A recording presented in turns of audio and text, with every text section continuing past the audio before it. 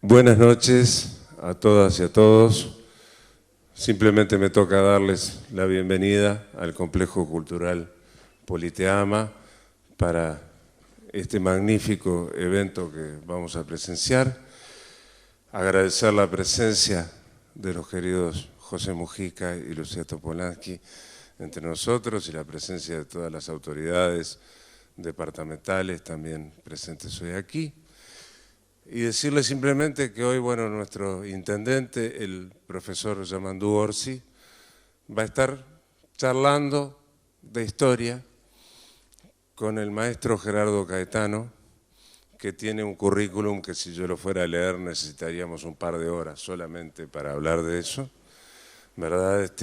Y puedo decir, él me pidió que dijera, que lo presentara como historiador simplemente, pero bueno, es una de las personalidades intelectuales más destacadas de América Latina, nos honra con su presencia hoy aquí, y a pesar de que no es de mi cuadro, debo decir que también fue un gran jugador de fútbol que rompió aquel bipartidismo en el año 76 cuando Defensor salió por primera vez campeón y dejó sin el campeonato por primera vez en la historia a Peñarol y a Nacional.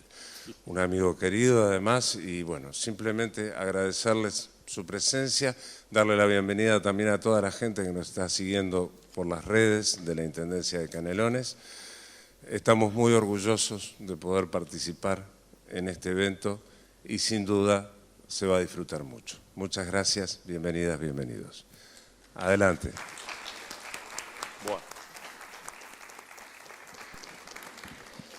Bueno, muchas gracias. ¿Se oye? Sí. Como yo soy el que tenía que arrancar, el que tengo que arrancar, empezamos. ¿Qué te trae por acá, querido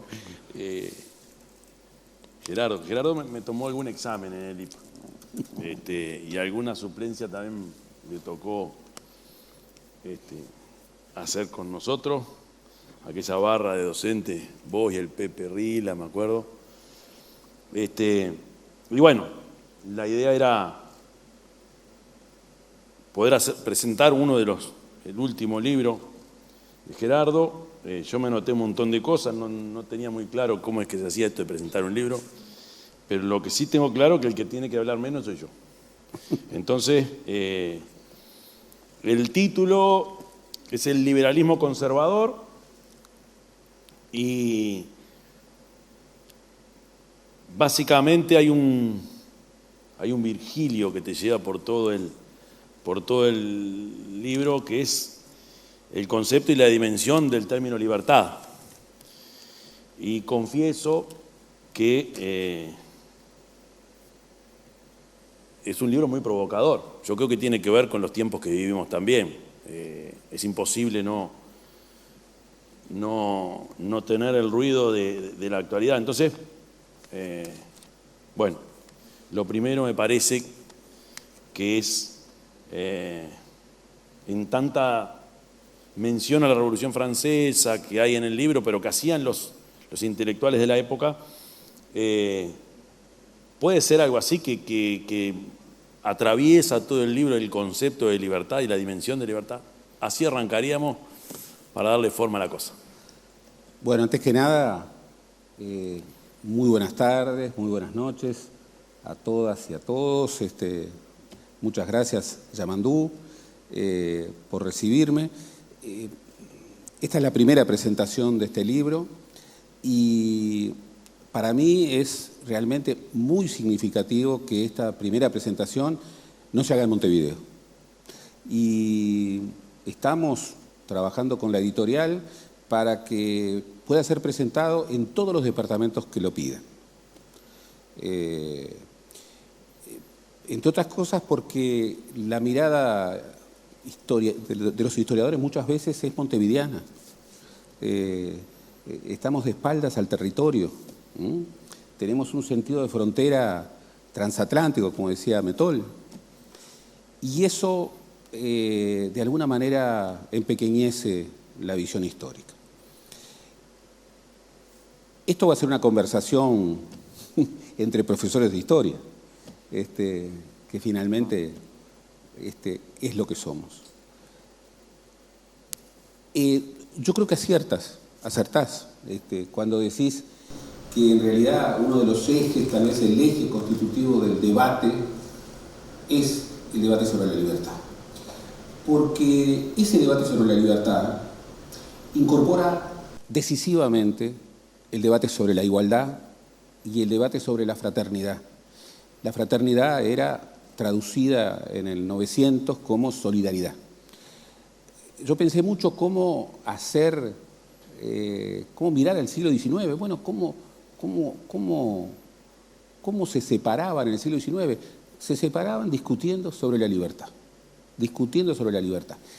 Cuando los extranjeros miraban a los artiguistas, una cosa que se repetía, y está Samuel Hood, el ministro inglés, que dice: los orientales hablan fuerte de libertad. Lo que ocurre, y esto estuvo siempre en el libro, es que corren tiempos en donde el debate sobre la libertad se ha empequeñecido. Parece que la libertad es como la expresión natural de una sola visión, y es la expresión de un sentido común que no se puede discutir. Cuando en definitiva la libertad, primero, nunca ha sido una, siempre ha sido debatida desde distintas concepciones de la libertad, y cuando discutimos libertad discutimos siempre otras cosas. No es cierto, la historia de las ideas lo niega, que la libertad haya surgido con el liberalismo. Yo cito ahí un libro maravilloso de Skinner, que justamente se titula La libertad antes del liberalismo. Y hay muchas familias y conceptos sobre la libertad. En particular está esa familia de la república, del republicanismo, que hunde sus raíces nada menos que en la Grecia clásica, que tiene un momento estelar en Roma y que luego sigue en Europa, que era el concepto de libertad que prevalecía, hasta el momento en el que, emerge el liberalismo y derrota a la visión republicana. La derrota tanto que desaparece del lenguaje político e incluso se reduce su significación. La república es un régimen alternativo a la monarquía. En el siglo XVIII y XVII se hablaba permanentemente de monarquías republicanas, porque la república incorporaba también una axiología, valores, debate de valores, e incorporaba un sentido de la polis, un sentido de la comunidad política. El liberalismo barrió con todo eso, pero a contramano de esa visión que tiende a naturalizar el concepto de libertad, no hay un solo liberalismo, hay muchos liberalismos. No hay solo un concepto de libertad, hay muchas familias que han debatido sobre la libertad. El liberalismo, triunfante en la modernidad occidental, no es único, hay muchas visiones del liberalismo. La división más clásica es ponerle un adjetivo, conservador o progresista, pero había otros liberalismos. Por ejemplo, los que reivindicaban el georgismo, el impuesto progresivo a la tierra, decían que eran liberales izquierdistas. Lo decían así nomás. En esa perspectiva, efectivamente, es un debate sobre la libertad. Porque el liberal conservador, y Herrera, por ejemplo, lo era y lo reconoció siempre, como reconoció siempre que le enorgullecía venir del patriciado. La familia Herrera había venido al Río de la Plata en la segunda mitad del siglo XVIII, y no tenía pulgas para decir que él pertenecía a las clases conservadoras, cosa que en aquella época no tenía una connotación negativa para ellos. Pero el liberal conservador, que parece un oxímoron, es una visión de la libertad que incorpora la necesidad casi inherente de esa perspectiva de libertad, que para que haya libertad tiene que haber desigualdad. Ese es el núcleo duro del conservadorismo.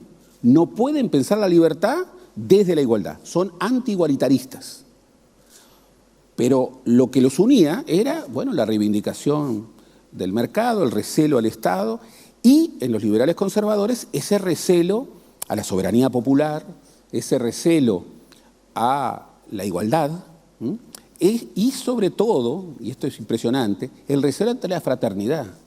José Irureta Goyena, cuando ingresa en la Academia Nacional de Letras, hace un discurso maravilloso en la década de los 40, pocos años antes de morir, y dice, por supuesto que la Revolución Francesa hay que discutirla, pero con la libertad no hay problema, estamos todos de acuerdo, y con la igualdad tampoco, porque hay que entender a la igualdad como la igual libertad. El problema es la fraternidad.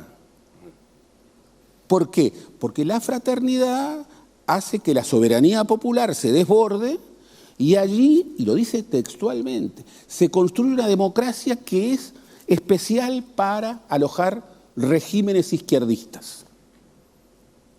Bien, una expresión muy refinada de un liberal conservador. Por entonces, el debate de ideas era bienvenido. Yo lo he hecho en falta en estos tiempos. Alguien que me traiga después el abrigo gris, que dejé los lentes ahí. Disculpe. Pero cuando yo leía, cuando habla de izquierda, conservadurismo, ellos en la época hablaban de la montaña y la gironda, como nosotros hablamos de vallismo y herrerismo.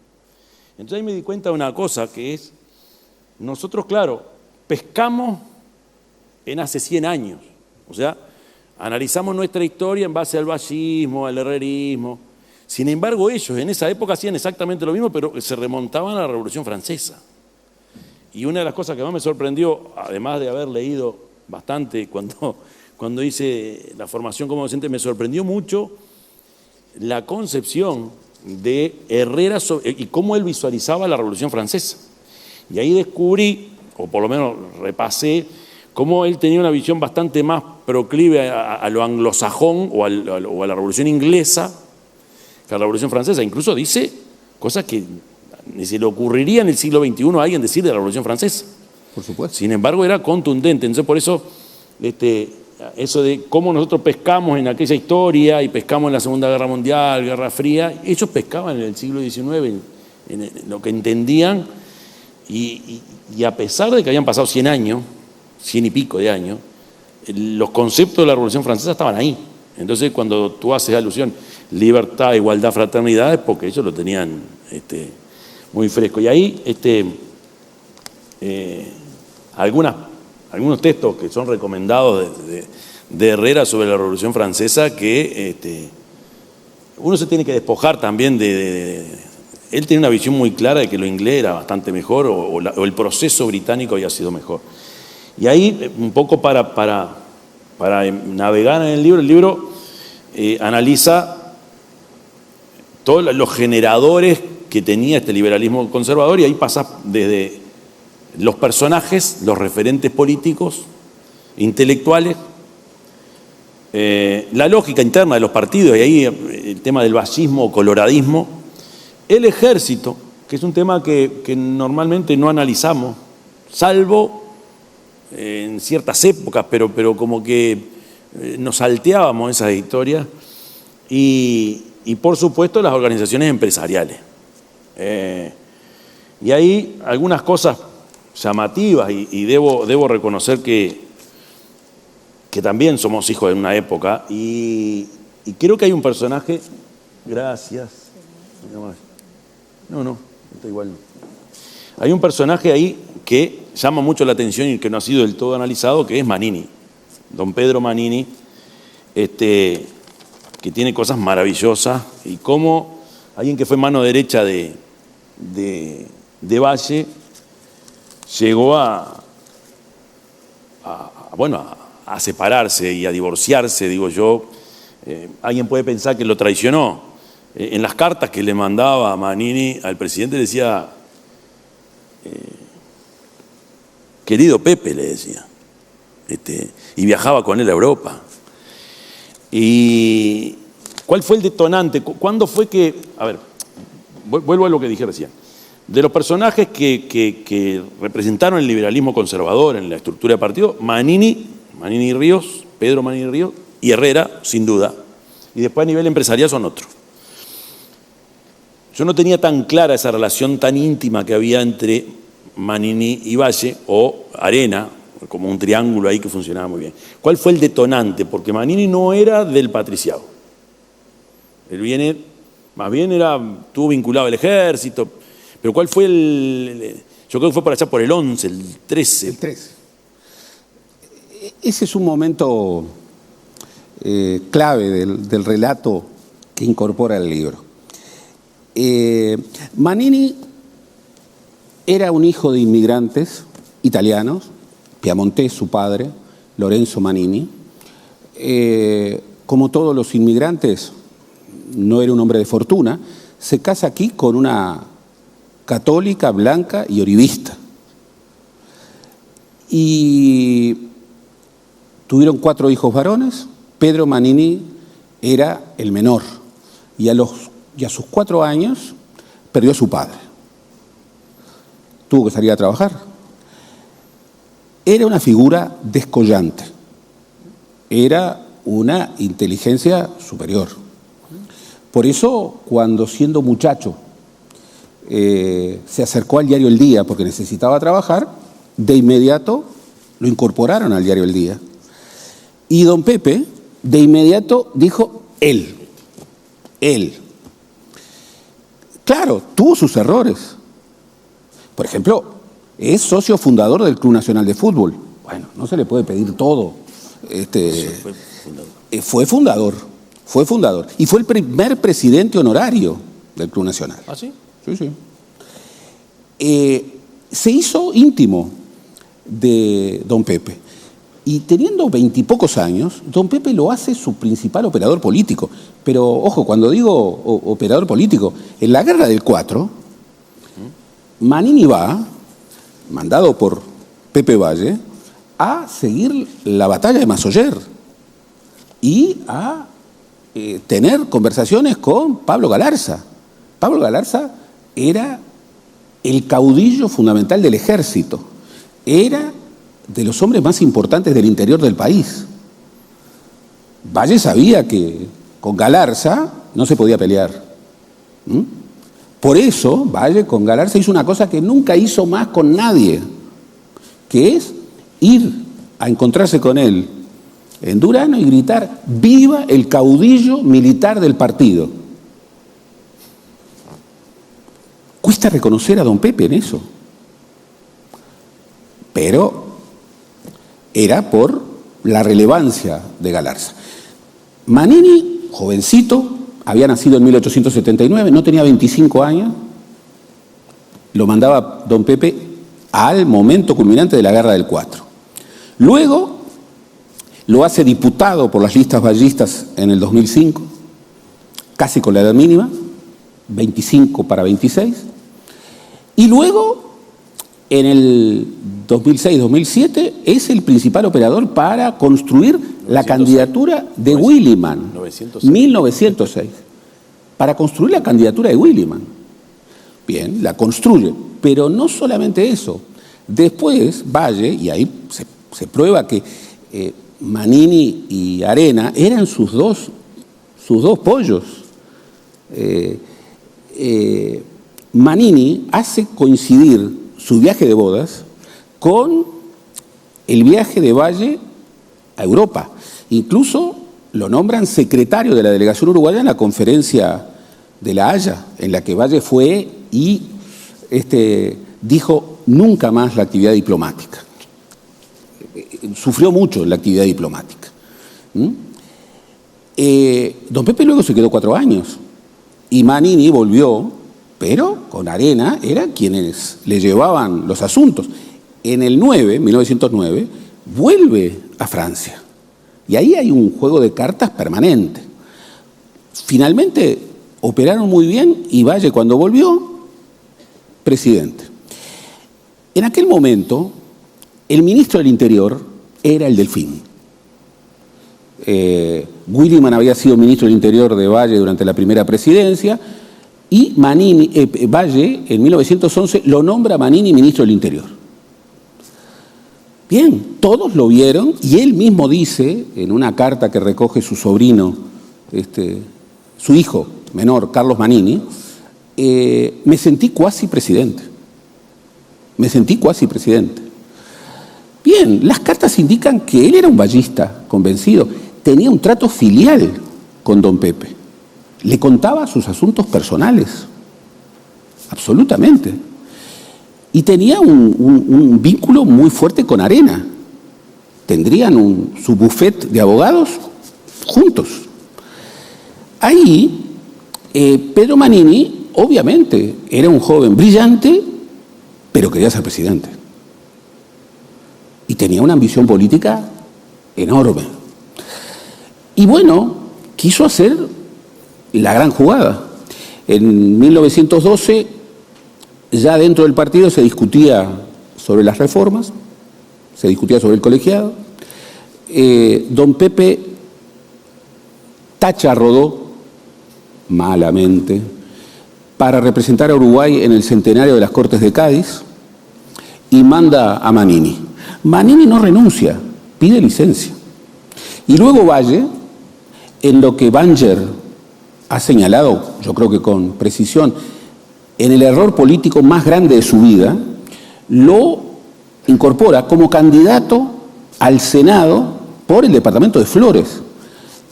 Por entonces, no es como ahora, un candidato colorado en el departamento de Flores ganaba siempre. Manini ni siquiera tuvo que volver, Se quedó en Europa y después volvió. Bien, el año 13 es un año trágico para Valle. El 24 de enero es el día más trágico, de 1913 es el día más trágico de la vida de don Pepe. Se muere Ana Amalia a los 18 años de tuberculosis. Terrible. ¿Cómo reacciona don Pepe? Y bien, aprieta los dientes y radicaliza las reformas. El 4 de marzo lanza sus apuntes colegialistas.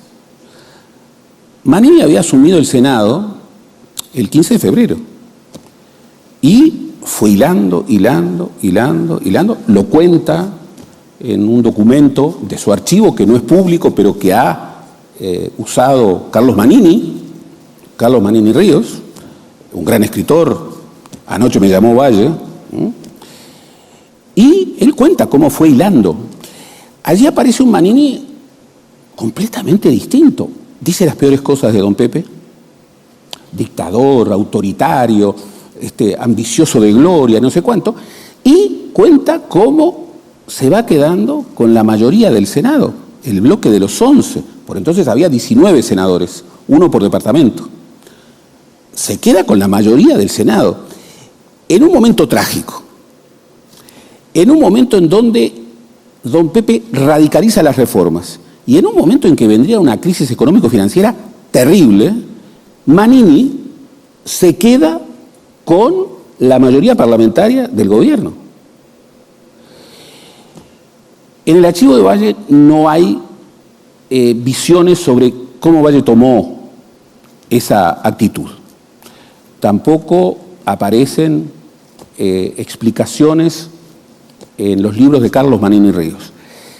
Yo ahí me hago la pregunta: ¿qué pasó por la mente y por el corazón de aquel joven vallista, mimado por Valle y Ordóñez, que a los 32 y pocos años tiene la ambición de ser presidente, de quedarse con el partido y rompe con su líder? Después, la historia lo llevaría por otros lados, construiría el liderazgo de la derecha colorada, del riverismo, y bien, en los años 20, como está señalado, y en los 30, sería, receptor entusiasta del fascismo, de Mussolini, de Primo de Rivera, y en los 30 sería franquista. Luego vira, cuando el 38, 39 ya, el contexto de la guerra, su visión pro-norteamericana lo hace virar. El riverismo se había metido en el valdomirismo, y le pasa algo impresionante. En el 42 era nuevamente ministro del Interior, en este caso de Valdomir, y Valdomir estaba haciendo una jugada con Valle Pacheco, César, el hijo mayor de don Pepe, y con Juan Andrés Ramírez, representante del nacionalismo independiente. Y Manini, que era ministro del Interior, fue al Parlamento a decir, había rumores de golpe, que todo eso no era cierto. Y fue sorprendido con el golpe de Valdomir el 21 de febrero del 42. Ese día, Pedro Manini renunció al ministerio y se fue para siempre de la política. Lo usarían en el 42 como titular de la lista, que ya no era del riverismo, era un sublema dentro del Partido Colorado que se refería como por la patria. Por la patria. Por la patria. Y era el primer candidato al Senado, saldría senador, pero renunciaría antes. Nunca más volvió a la política. Y murió en el año 58 sin nunca explicar lo que le había pasado. Yo reitero, era un personaje excepcional, un hombre brillante. No venía de cuna de oro, no venía del patriciado. Era el hijo de un inmigrante. Fue el niño mimado de don Pepe. Y en un momento se quiso quedar con el Partido Colorado y quería ser presidente. No se quedó con la mayoría del partido y no fue presidente. Claro, con Herrera apoyarían el golpe de Estado de Terra en 1933. Y después el otro personaje, por supuesto, que aparece como referente político, es quien vos decís que generó un movimiento hegemónico dentro del Partido Nacional hasta la aparición de Wilson, que es Luis Alberto Herrera. Y ahí, por supuesto, bueno, yo me anoté cosas y pedí los lentes para poder leer, pero es mejor que ustedes lo aborden, pero es maravillosa algunas cosas de Herrera, evidentemente intelectual eso. Y ahí todos sabemos o suponemos o hemos leído alguna vez la simpatía que él tenía con Mussolini, con Franco, así como cuando habla de México, con el porfiriato.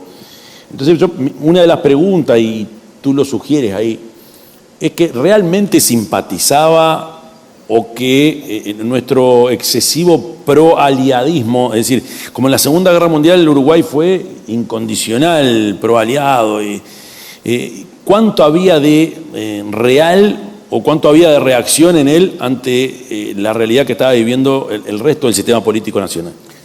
Es una pregunta central porque nos refiere a otro asunto del libro.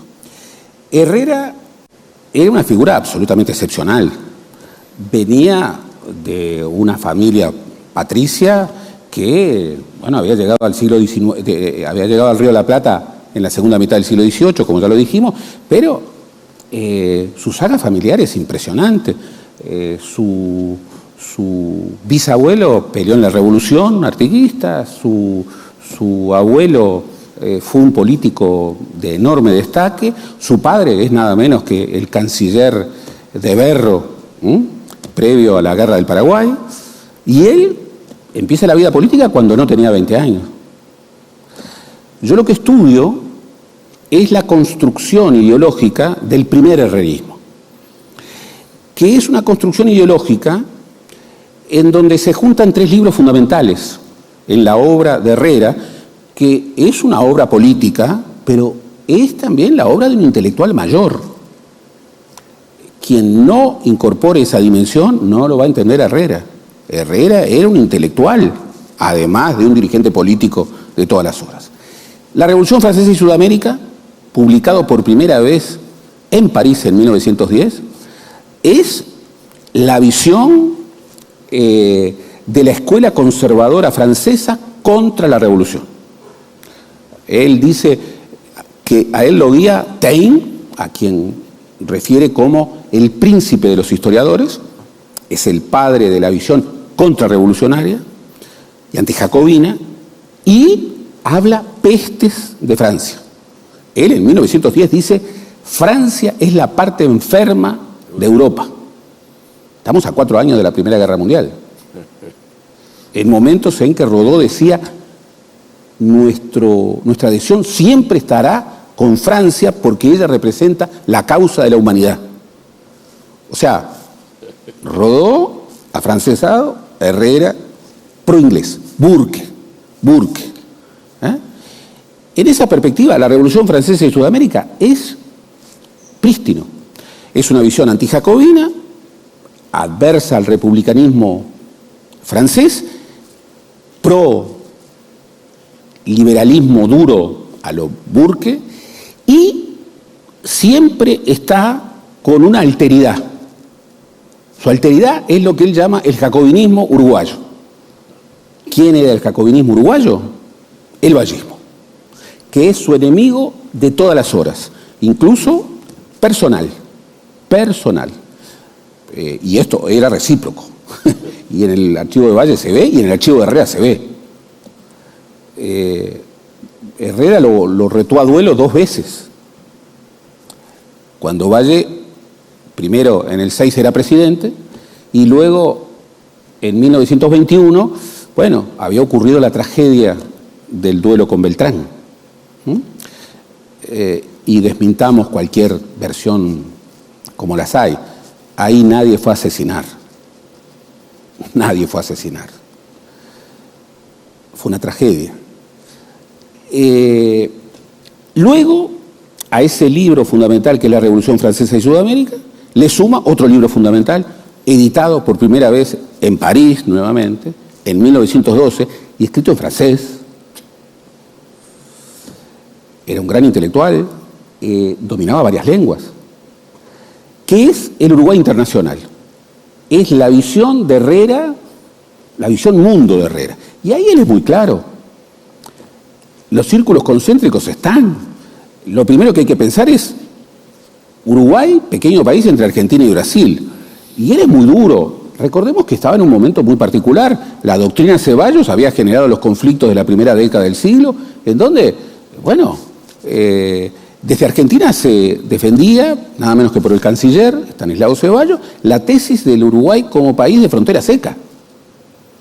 Nunca fue más fácil que ir a la Argentina. Uno iba a la playa, se tiraba en el mar y, de acuerdo a los argentinos, ya estaba en la Argentina. Herrera, desde esa visión, asume también una visión mundo en donde hay cosas sorprendentes. Su mirada no es tan antinorteamericana.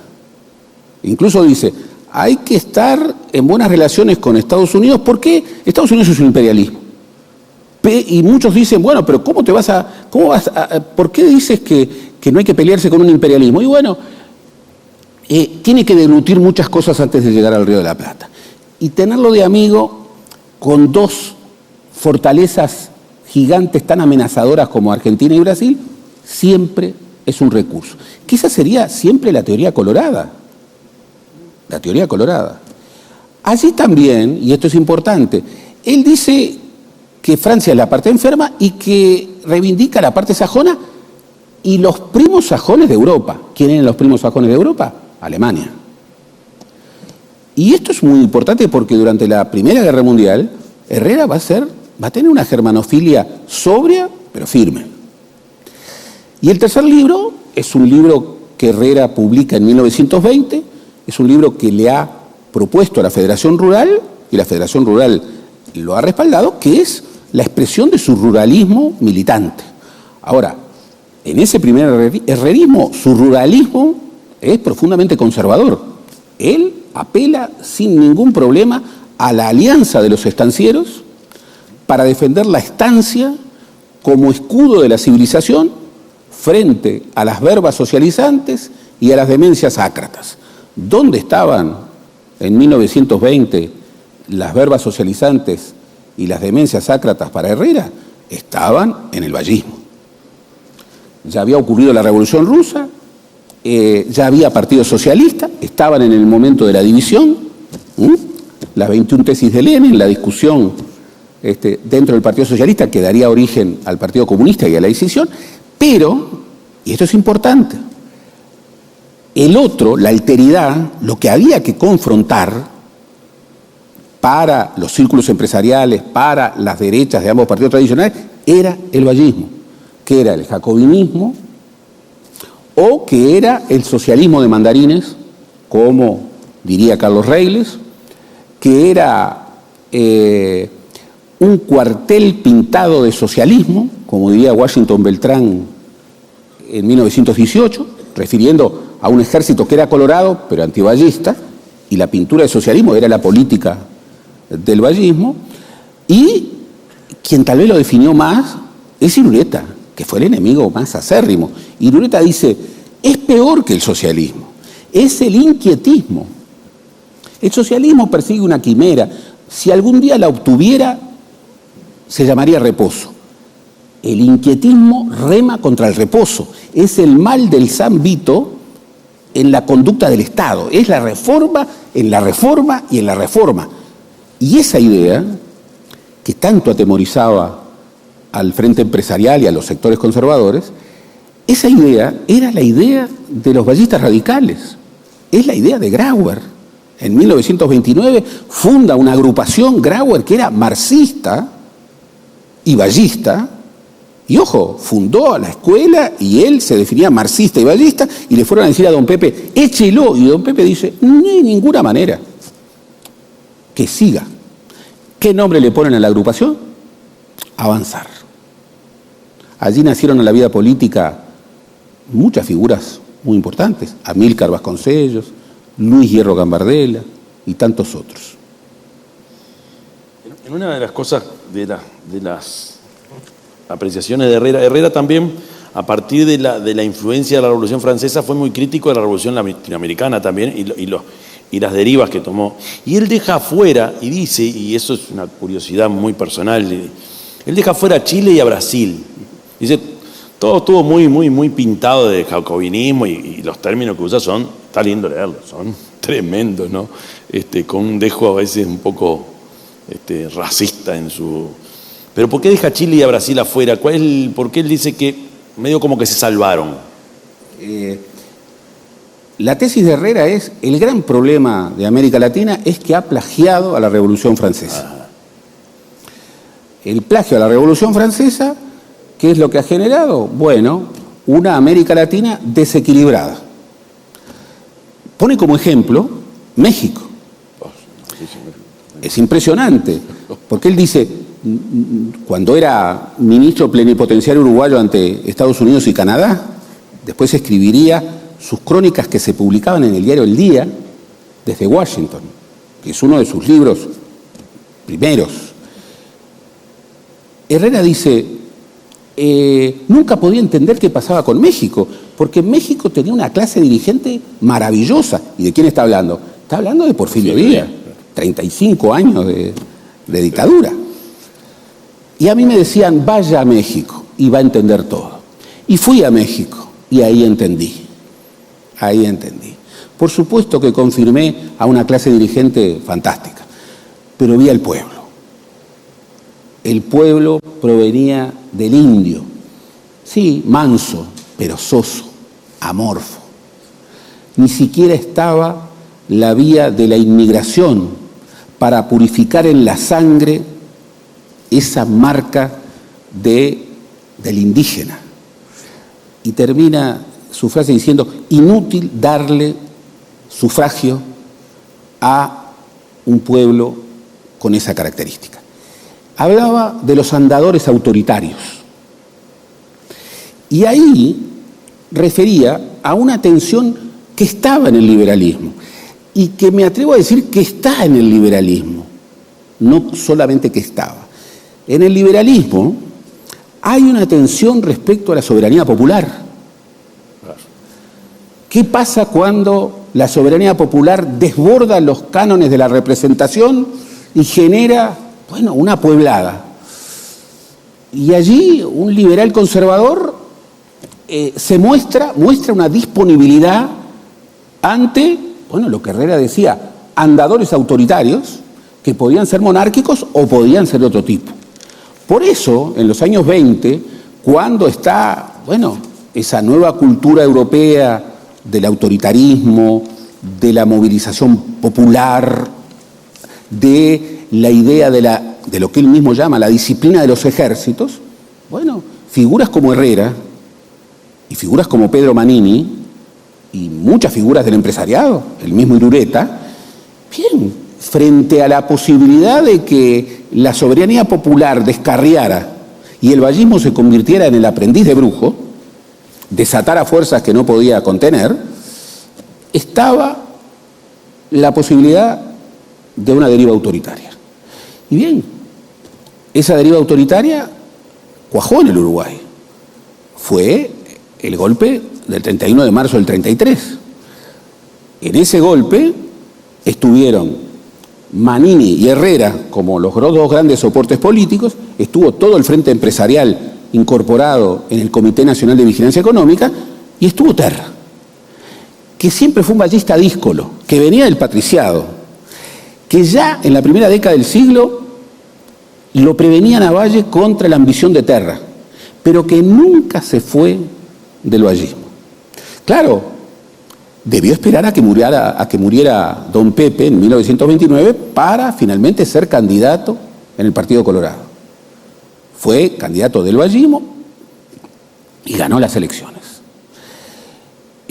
Yo tengo una foto, que seguramente puede ser la foto del tercer tomo, en donde Terra, en el 38, cuando deja de ser presidente, va a Italia, es condecorado, y allí con la delegación uruguaya y el conde Chano, van a ver a Mussolini y están todos así.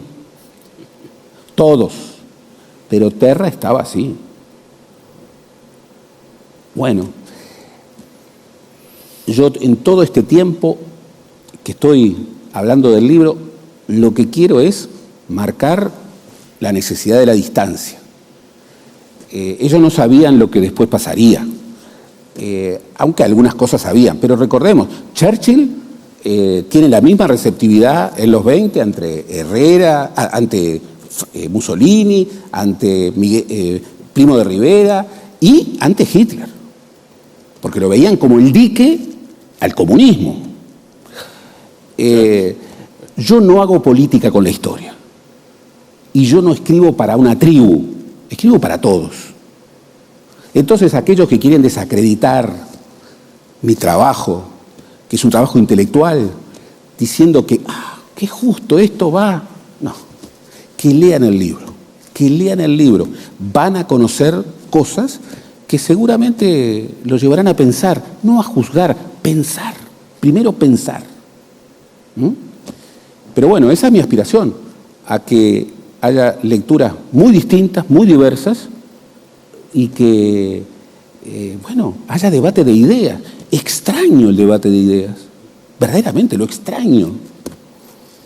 Cuando se habla, o cuando tú escribís sobre los líderes empresariales, ahí hay el Irureta Goyena, por supuesto, clarísimo, que es un radical, conservador, pero en el caso de los moderados,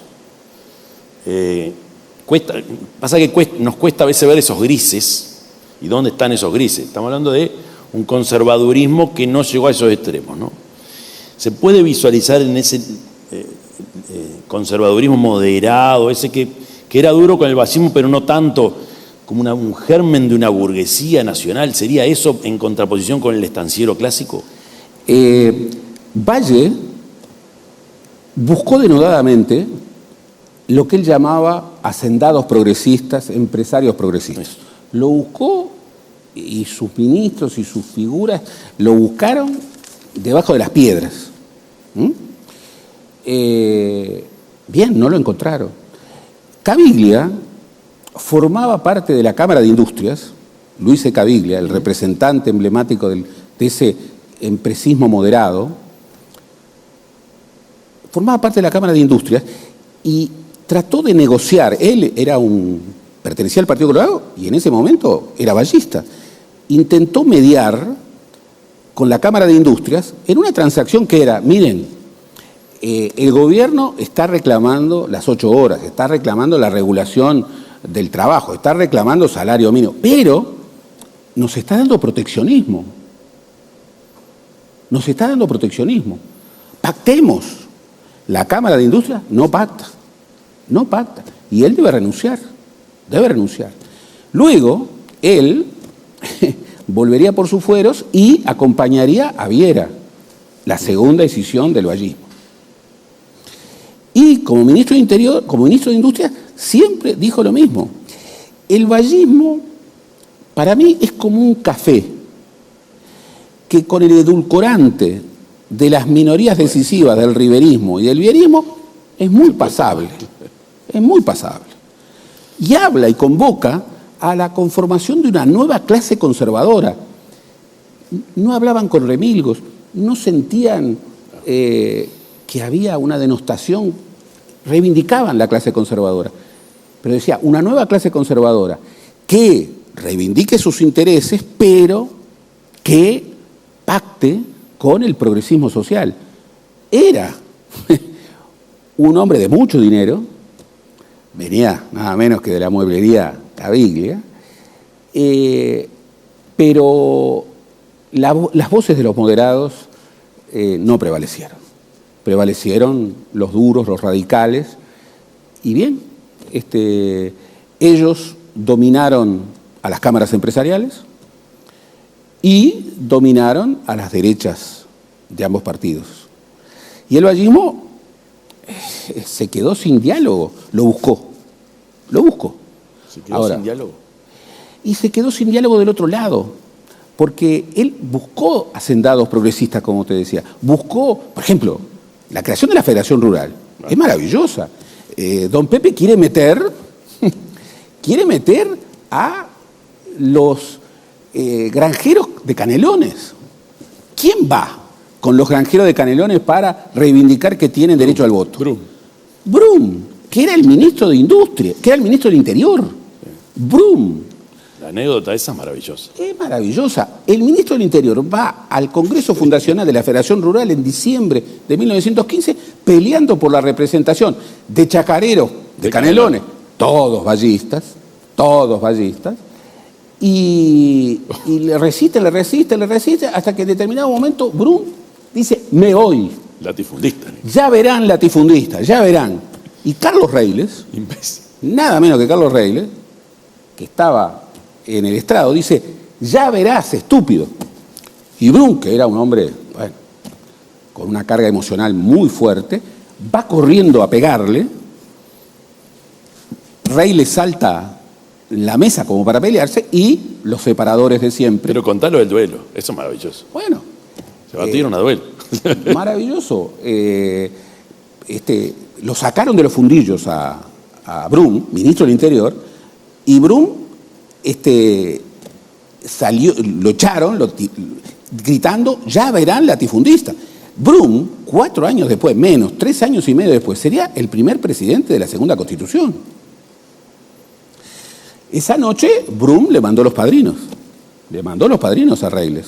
Y por supuesto, Reiles, para muchos el primer escritor nietzscheano de la literatura uruguaya, le manda también los padrinos. ¿Quiénes eran los padrinos de Reiles? No tenía padrino. Le mandó a Herrera y a Rodó. Y, bueno, como solía ocurrir generalmente para bien, los padrinos no se pusieron de acuerdo en las armas. Entonces el duelo no tuvo. Canelones fue protagonista ahí, porque Canelones, ahí yo lo que me enteré, son de las cosas que de repente las olvidé, pero cuando plantea en el año 15, no sé de quién fue la idea de la creación de la Comisión de Fomento Rural. Claro. ¿Era para contraponer o para combatir al latifundismo? ¿O cuál fue la idea? No, la idea era justamente, hay que evitar que la Federación Rural nazca con un signo antivallista. Como ven que no pueden hacer eso, crean la Comisión Nacional de Fomento Rural. A la creación de la Comisión Nacional de Fomento Rural fue quien entonces era el presidente, el sucesor de Valle, Feliciano Viera. Y la Comisión Nacional de Fomento Rural ¿Qué era lo que buscaba? Buscaba, una voz alternativa del medio rural frente a esa alianza de los estancieros, de los grandes estancieros, nucleados en la Federación Rural. El vallismo tenía caudillos del interior. Tomás Berreta, allí ya estaba. Pero Brum había nacido en Salto, cuando Salto era Artigas y Salto. Sabía andar a caballo como nadie, ostentaba mucho su origen rural y desplegó como parlamentario y como consejero de gobierno muchos proyectos vinculados con el medio rural. Aquí, de Canelones, surgieron muchos políticos vallistas de primera línea. Leñani, no sé si te suena este apellido. Bueno, no es casual. Leñani, cuando es diputado, llega a plantear frente al servicio militar obligatorio, que Valle nunca adhirió, por más que al final de su presidencia hubo algo ahí, pero llega a plantear contra el servicio militar obligatorio el servicio rural obligatorio. Servicio rural. ¿Qué era el servicio rural obligatorio? Era que todos los estudiantes, por lo menos durante un año, tenían que ir al medio rural para trabajar los cubanos en el campo. Pero, como ocurre tantas veces, eso era 1922. Servicio rural obligatorio. No. ¿El ruralismo siempre fue conservador? ¿Pues se puede decir eso? No. A ver, porque yo me acuerdo de la Revolución Francesa, los bandeanos, por ejemplo, que eran del medio rural, que en Uruguay. Hay que romper decididamente, y hoy más que nunca, para el país, hay que romper la dicotomía Montevideo-interiores, que ya no es un interior. Los montevideanos creen que conocen al interior, al que siguen viendo como un todo, cuando se van a las costas de Rocha o de Maldonado y miran desde la playa. Me voy para afuera, me voy a mi casa por afuera. ¿Creen que conocen al interior? No conocen. Pero además creen que el medio rural es conservadorismo y que el ruralismo solamente puede ser conservador. Mientras que en la ciudad está el progreso, el progresismo. Es la civilización versus barbarie en una versión siglo XXI, siglo XX. Por supuesto que puede haber un ruralismo progresista. Por supuesto. Por supuesto que el medio rural no necesariamente es conservador.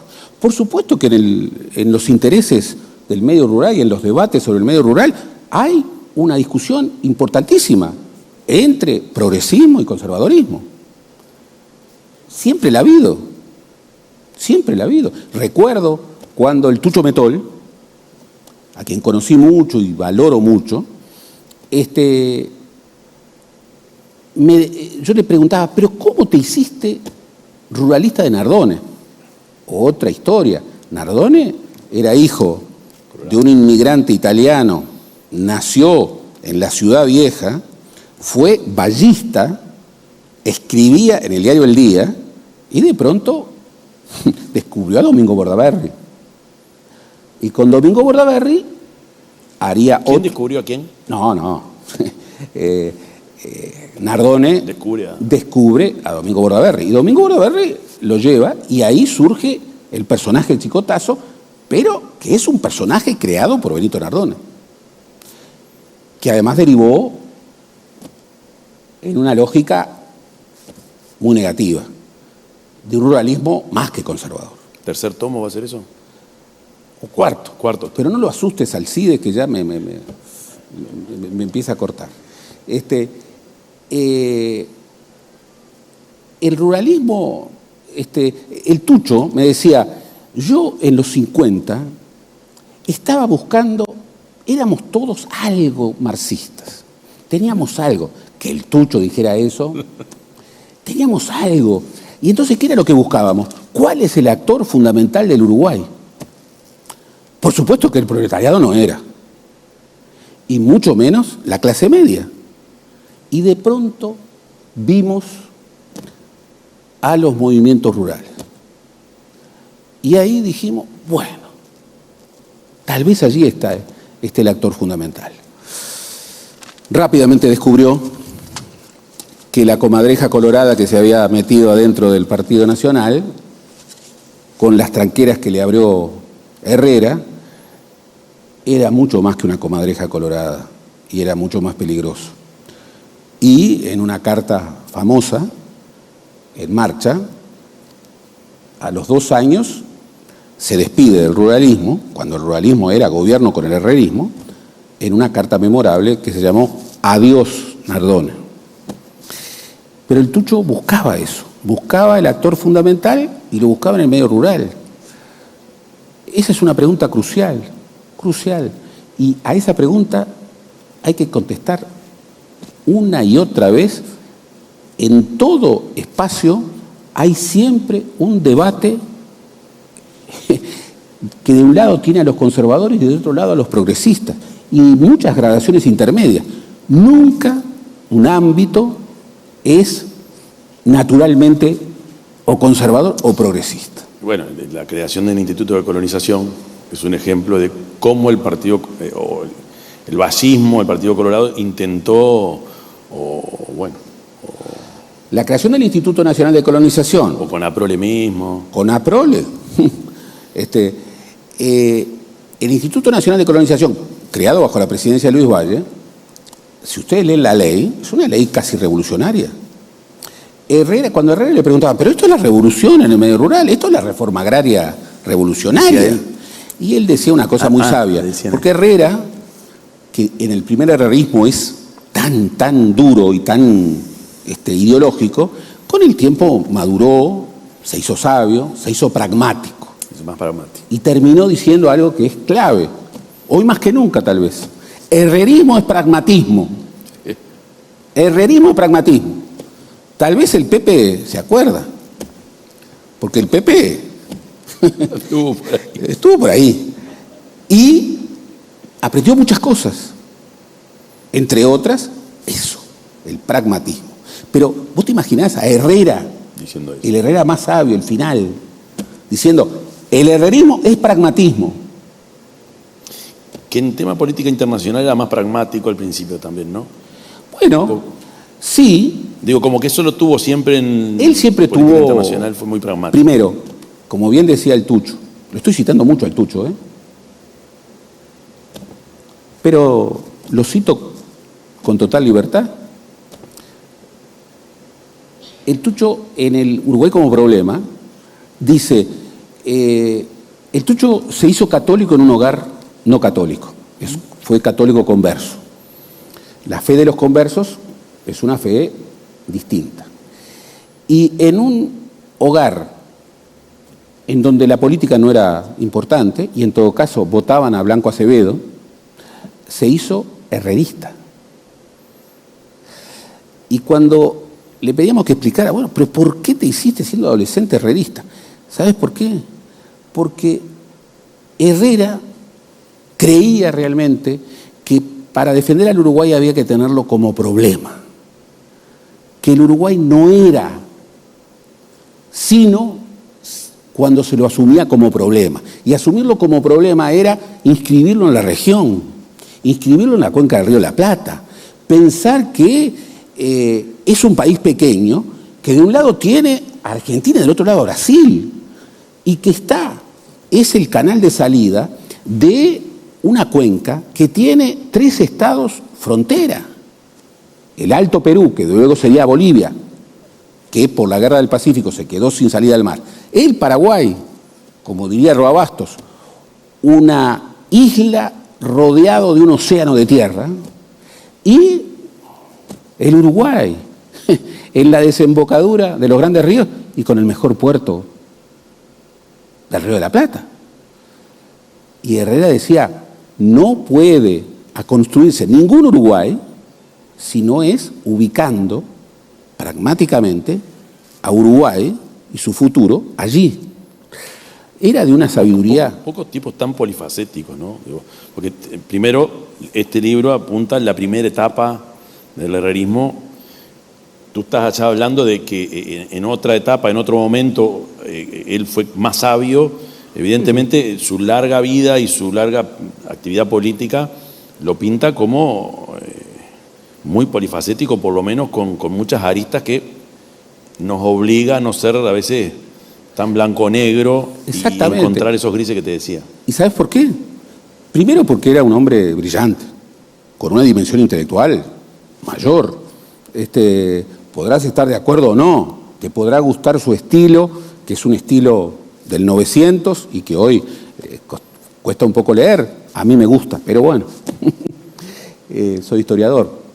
Pero es un hombre que limó muchos de sus convicciones más radicales, más duras, dentro del partido, dentro de la lucha partidaria.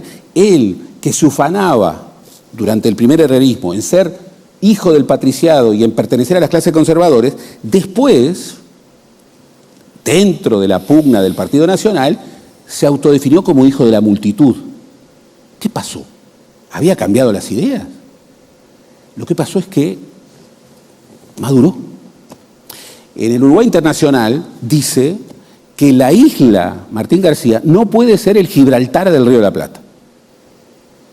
Es maravilloso, pero era la isla Martín García. En los 40, cuando el debate de las bases, proyectó esa idea. ¿Y qué es lo que dice? Uruguay nunca puede ser un Gibraltar en el Río de la Plata. Tú fíjate la enorme sabiduría y la enorme actualidad. Él ya decía, un Gibraltar en el Río de la Plata está peleado con los dos vecinos o por lo menos con uno de ellos. Y eso es lo peor que le puede pasar al Uruguay. Pragmatismo. Yo me había notado algunas cosas más, las he salteado. Una de las cosas recomendables que yo es primero la tensión esa que siempre existió en cuál iba a ser el rol del ejército o, a diferencia de otros países, cómo en Uruguay se mantuvo eso ahí. Y leí, y me gustó mucho ese abordaje del episodio de Dubra. ¿Cuánto hubo de real? ¿Cuánto fue? Hubo gente que se infiltraba y mandaba notas. ¿Fue real eso? ¿Hubo un intento de golpe? Leonel Aguirre, un hombre muy importante en la trayectoria del diario El País y del nacionalismo independiente, siempre decía que Valle estaba obsesionado con el complot, con la posibilidad de un atentado contra su persona y con la posibilidad de una revolución, de otra revolución nacionalista. La verdad que viendo su archivo, razones no le faltaban. Ajá. Era real la amenaza. Por supuesto. Y además la amenaza está latente permanentemente. La amenaza del atentado, bueno, tuvo un atentado en el Camino Goes, lo que hoy es General Flores, de paso a la Quinta de Piedras Blancas. Tuvo un atentado. El cochero que llevaba a la familia Valle, ¿sabés quién era? Rogelio Martinelli. No. Rogelio Martinelli. Y hizo una maniobra y lo salvó.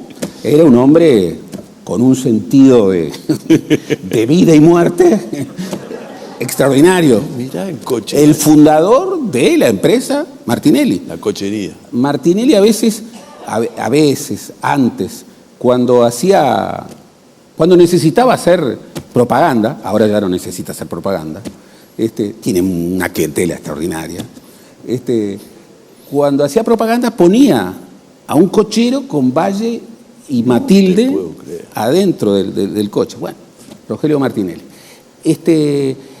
Lo del ejército es muy importante, porque cuando Washington Beltrán decía, este es un cuartel colorado, decía la verdad. Claro.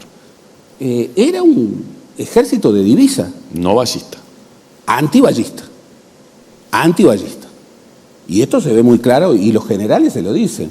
Cuando el episodio de la Cerrillada, otra historia, Ruprecht se lo dice muy claro a Valle. Mire, usted podrá tener algún amigo, pero la cúpula castrense lo odia. Y lo odiaban. Dubra era, bueno, en 1914, cuando el famoso complot, Dubra era coronel. Y allí hay toda una documentación que prueba que el complot existió. Y, bien, allí, como siempre, hay civiles que aparecen estando y no estando. En el libro está la referencia, no lo digo para que lo lea. Pero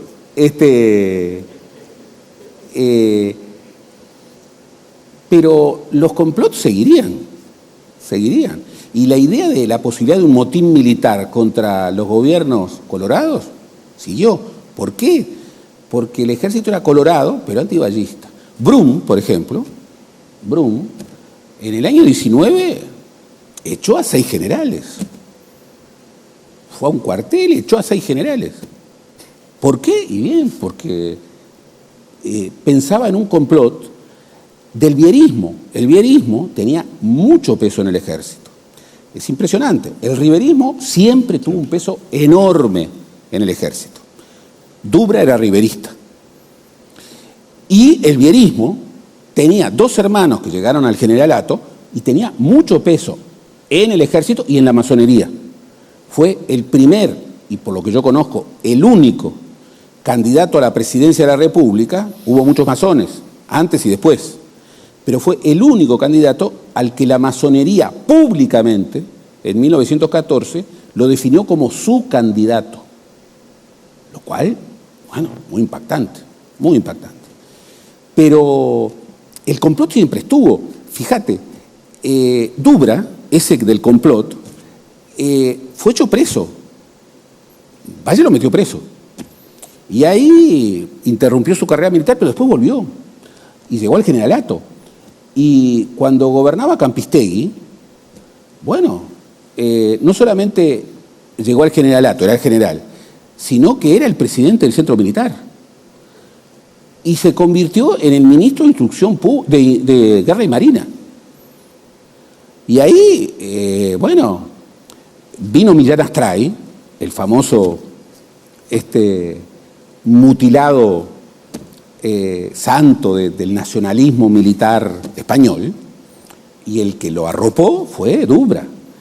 Y Campistegui, que era un constitucionalista, un mes antes de las elecciones de 1930, le pide la renuncia.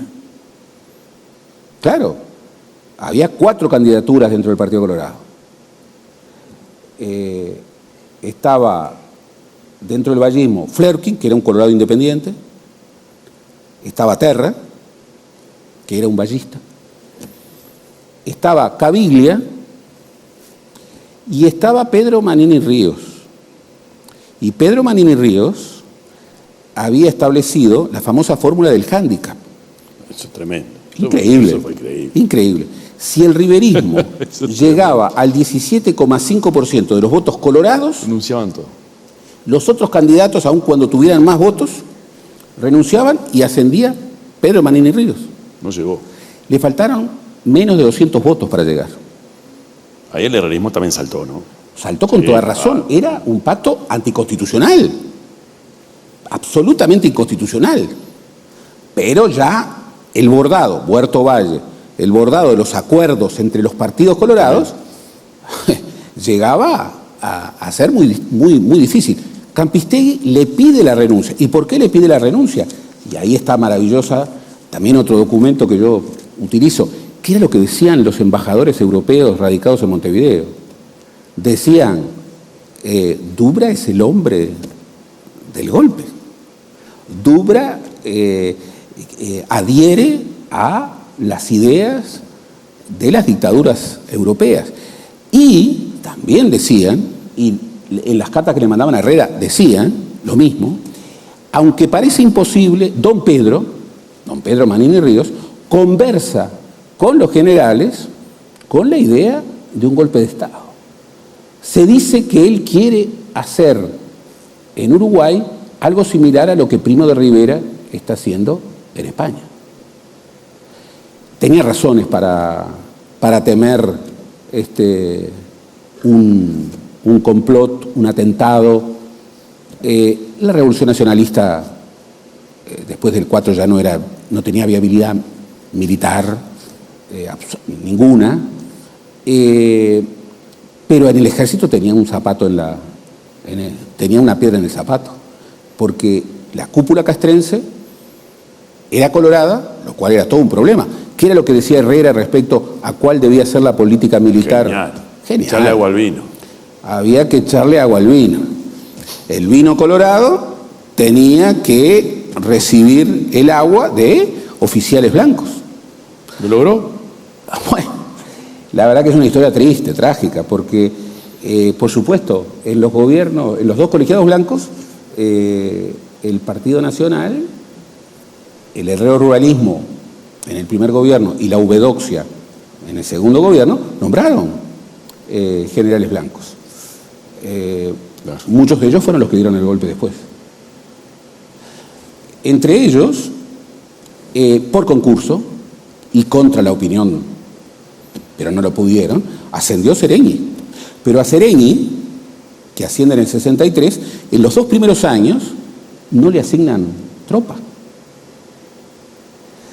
Y luego, ¿qué es lo que hace Gestido? Y es muy impresionante, porque muestra, digamos, el último grito constitucionalista del viejo Uruguay. Gestido, el primer día de gobierno, el 1 de marzo de 1967, obliga a renunciar al comandante de la región militar número 1, que era el poder. ¿Quién era el comandante de la región militar número 1? Óscar Mario Aguerrondo. Blanco. No solamente blanco, sería el candidato de la derecha blanca en el 71, al cual Wilson Ferreira le ganaría en una relación de 2/3 a 1/3. Pero fue el candidato de la derecha del Partido Nacional. ¿Quién era el enemigo defendiendo las ideas constitucionalistas dentro del ejército? Era Seregni, que era ballista. ¿Qué es lo que hizo Gestido? Obliga a renunciar a Óscar Mario Aguerrondo, que el 25 de agosto de 1965 había creado, a ver si te suena, la Logia Tenientes de Artigas. ¿Te suena? Bien, Gestido lo obliga a renunciar a Aguerrondo. ¿Y a quién nombra? A Seregni. Nombra a Seregni. Lamentablemente, ese hombre, Pibel lo llamaba el Hamlet, el presidente Hamlet uruguayo. Era un hombre de extraordinaria sobriedad, un hombre de una austeridad republicana similar a la de Pepe. Su casa, en lo que hoy se llama la calle Óscar Diego Gestido, sorprendió a quienes aquella noche del 6 de diciembre del 67 vieron y dijeron: el presidente vive en una casa como esta. Se sorprendieron. Se murió el 6 de diciembre de 1967. Y ahí alguien que había sido legislador y como legislador se había ganado el apodo, no muy prestigioso para un parlamentario, de El Mudo. Estoy hablando de Pacheco, de Jorge Pacheco Areco, diputado entre el 63 y el 67. Bien, a los 49 años se volvió presidente de la República. Y después vino la historia que conocemos. Eso viene a raíz de lo que hablamos de el vino y el agua, cómo los partidos tuvieron. Y un poco terminando, en una parte tú dices ahí que a partir de la crisis del 16, o sea, el Alto de Viera, nombrás ahí decir, coalición de partidos colorados. Y ahí me aparece algo y empecé a razonar la necesidad de la coalición para triunfar en la política electoral, en las elecciones en Uruguay. Y a partir de ahí uno analiza, hubo varias coaliciones. Claro. En aquel esquema de anterior al 16, que fue muy tormentoso, ahora aparece el concepto que, bueno, que el Partido Colorado tuvo que juntar 3 fracciones y armar una coalición, cosa que a los blancos le costó más. Por supuesto. Ahí... ¿Está bien decir coaliciones? Sí, sí. Goran Lindahl era un sueco que vino a entender al Uruguay y estaba realmente obsesionado. Me acuerdo del cuento de Pibel. Pibel lo había llevado a la quinta de Herrera Y a Herrera le preguntaba, pero ¿usted qué es? ¿Es liberal? ¿Es esto? ¿Es esto? Y Herrera hacía como que no escuchaba y le hablaba de otras cosas. Y sale Goran Lindahl y sale y Herrera va a un manzano y le saca una manzana y le dice, le regalo esta manzana. Va a ver, comiendo esta manzana, lo que es el Uruguay y lo que soy yo. Y siguió muy perplejo. Pero dijo algunas cosas muy sabias. Habla de los partidos colorados. Y sí, el Partido Colorado, ley de lemas mediante, en los 20 y en los 30, en el 33 se rompió, igual que el Partido Nacional, era una coalición de partidos, con autoridades distintas, con programas distintos. Sí, autoridades distintas, ¿no? El Partido Colorado, había 4 partidos, llegó a haber 4 partidos colorados. El Partido Colorado Ballista, el Partido Colorado General Fructuoso Rivera, el riverismo, el Partido Colorado Radical, el vierismo, y el partido por la tradición colorada, el socismo. Bueno, había que hilar esos acuerdos. Y en el Partido Nacional pasaba algo similar. Herrera, bueno, por primera vez es presidente del directorio del Partido Nacional en 1920, pero después tiene que pelear una interna. Tiene que pelear una interna con lo que luego sería el nacionalismo independiente, al cual él le puso los motes más increíbles, los ranas. Bien, le gana al lucichismo en el 22 y se convierte en el candidato único del Partido Nacional. Pero luego, ya en el 26, tiene que pactar 2 candidaturas y en el 30 también. Y comete un gravísimo error, que fue expulsar al radicalismo blanco de Lorenzo Carnelli, que fuera del lema, votó muy mal, pero tuvo los votos que si se hubiera quedado dentro del lema, le hubieran dado a Herrera la presidencia en 1926 y la mayoría en el Consejo Nacional de Administración, aquel Poder Ejecutivo bicéfalo, en 1928. Claro que se armaban coaliciones electorales y coaliciones para gobernar, porque, ojo, el vierismo, Valle decía que en realidad el gobierno era vieri-oribista. ¿Por qué? Y bien, porque Viera muchas veces en el Consejo pactaba con el Partido Nacional, antes que pactar con el vallismo. Y Viera llegó a tener la mayoría del Consejo Nacional de Administración durante 4 o 5 años. De modo que, pero Yamandú, me parece que esta gente se merece un respiro. Yo lo que quiero terminar, para darte la palabra a ti, para que como dueño de casa y como anfitrión maravilloso, yo quiero reiterar algo muy importante. La historia es un espejo muy importante para el presente, pero no hay que cometer anacronismo, no hay que buscar la agenda oculta donde no la hay. Hay que aprender de la historia. Eso me hace reafirmar que no se debe hacer política con la historia. Este libro no quiere hacer política con la historia, es un espejo. Yo no tengo la culpa de, si voy 100 años para atrás, que Pedro Manini, el abuelo, que Luis Alberto de Herrera, el bisabuelo, y que en las cámaras empresariales estén las familias que se repitan los apellidos. Quiero que este libro lo lean desde todas las tribus, como debe ser. Quiero que la interpretación de este libro sea absolutamente plural y sobre todo quiero, y vuelvo al principio, que volvamos a debatir ideas. Muchas gracias. Muchas gracias.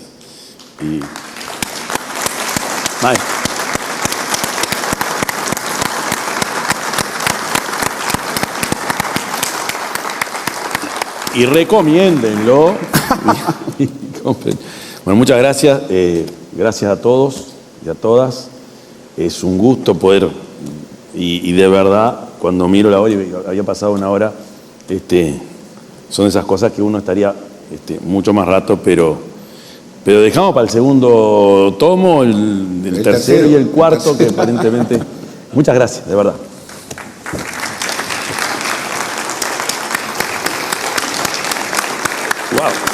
Mira, pero,